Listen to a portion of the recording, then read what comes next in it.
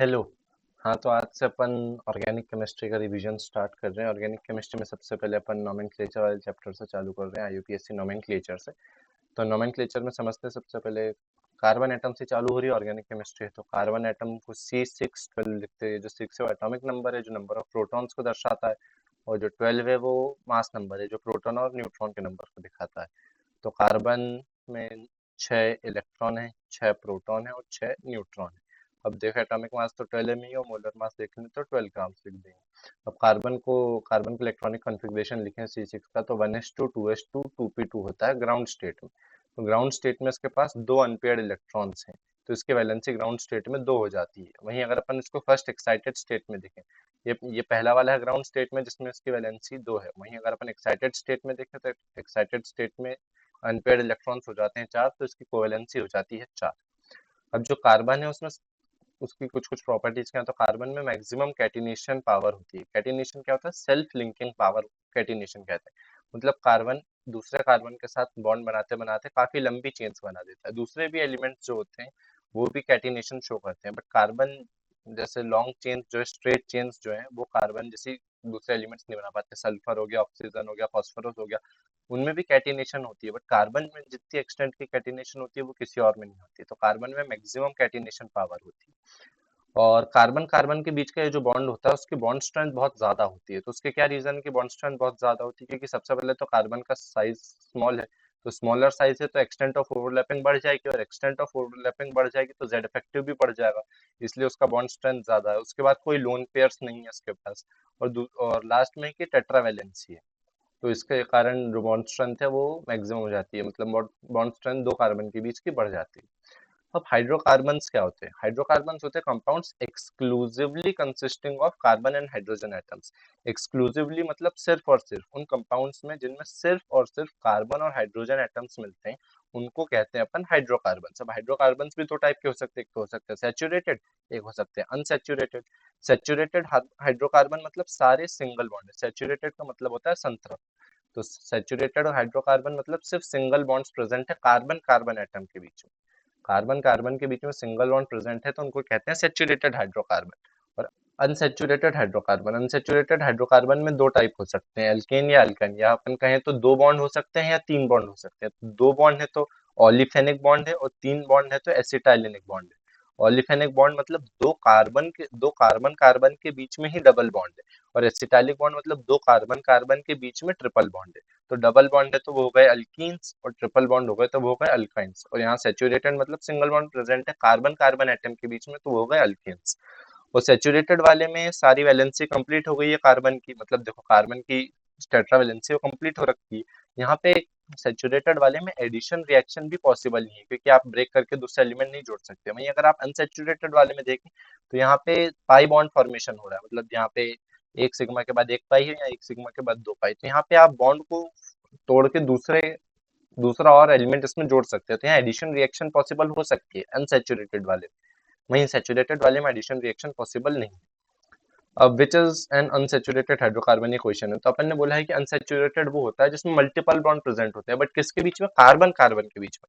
अब पहले वाले में देखें तो यार डबल बॉन्ड तो प्रेजेंट है, मल्टीपल बॉन्ड, बट वो कार्बन और नाइट्रोजन के बीच में प्रेजेंट है।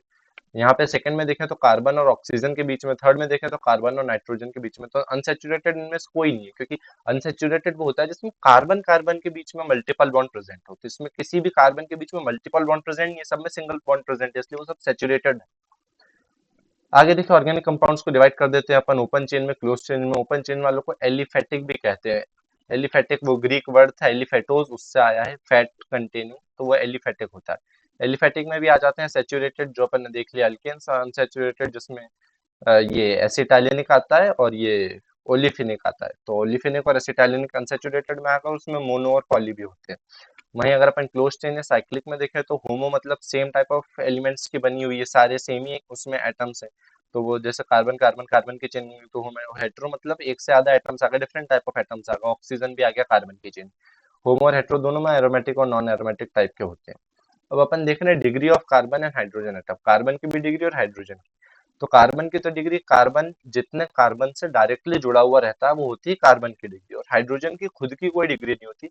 हाइड्रोजन जिस कार्बन पे जुड़ा हुआ होता है उसी कार्बन की डिग्री हाइड्रोजन की भी डिग्री हो जाती है। मतलब हाइड्रोजन अगर 1 डिग्री कार्बन पे जुड़ा है तो हाइड्रोजन 1 डिग्री हो जाएगा, हाइड्रोजन 2 डिग्री कार्बन पे जुड़ा है तो 2 डिग्री हाइड्रोजन हो जाएगा, 3 डिग्री कार्बन पे जुड़ा है तो 3 डिग्री हाइड्रोजन हो जाएगा। हाइड्रोजन जिस कार्बन एटम से जुड़ा है उसी कार्बन एटम की जो डिग्री है वो अपनी डिग्री भी मान लेता है, मतलब वो उसी की डिग्री भी, हाइड्रोजन की भी वही डिग्री हो जाती है। और कार्बन एटम की डिग्री क्या होती है?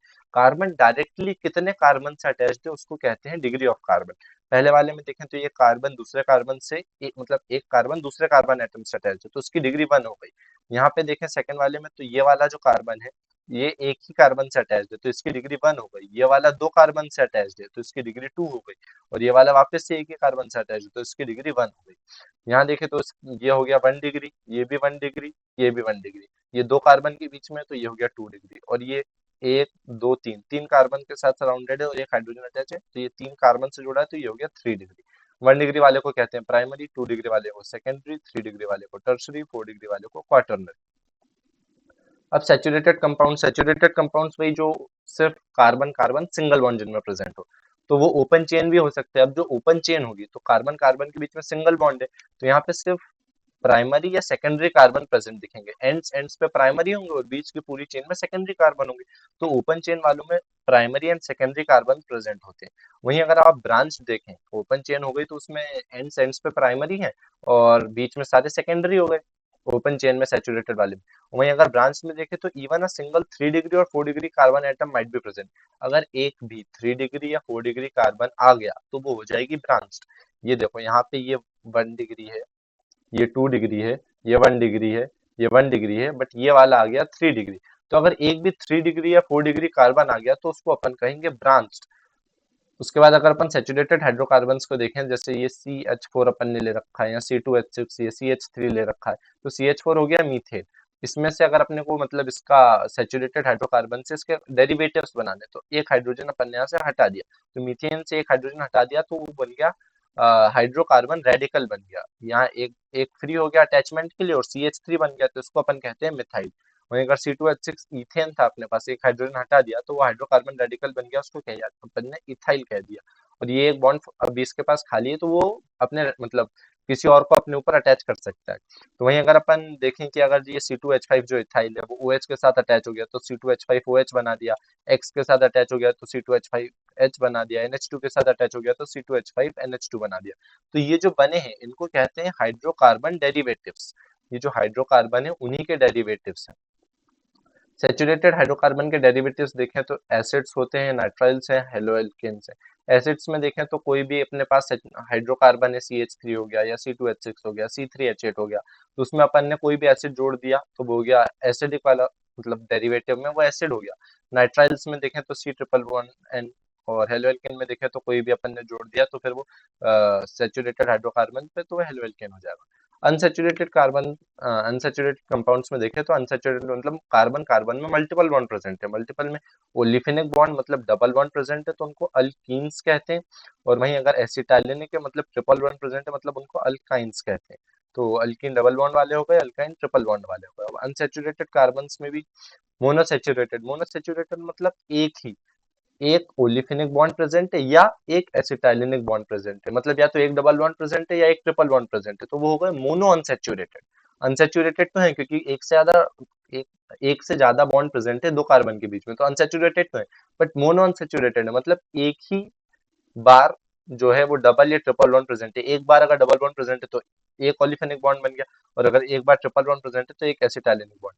बट यहाँ पॉली अनसैचुरेटेड भी बन जाते हैं। ये मोनो अनसैचुरेटेड तो अपन ने देख लिया, पॉली अनसैचुरेटेड में क्या हो सकता है कि एक से ज्यादा बार आ रही है, तो उनमें क्या क्या मतलब पॉसिबिलिटी या प्रोबेबिलिटी हो सकती है। तो ओलिफेनिक बॉन्ड एक से ज्यादा बार ओलिफेनिक बॉन्ड आ रहा है वो हो सकता है, या एक से ज्यादा बार एसिटाइलिक बॉन्ड आ रहा है, या एक ओलिफेनिक बॉन्ड एक एसिटाइलिक बॉन्ड, एक से ज्यादा बार ओलिफेनिक बॉन्ड एक एसिटाइलिक बॉन्ड, एक ओलिफेनिक बॉन्ड या एक से ज्यादा बार एसिटाइलिक बॉन्ड, या फिर दोनों ही एक से ज्यादा बार, ओलिफेनिक भी एसिटाइलिक भी दोनों ही एक से ज्यादा बार आते, तो यार ये सब पॉली अनसैचुरेटेड में आएंगे।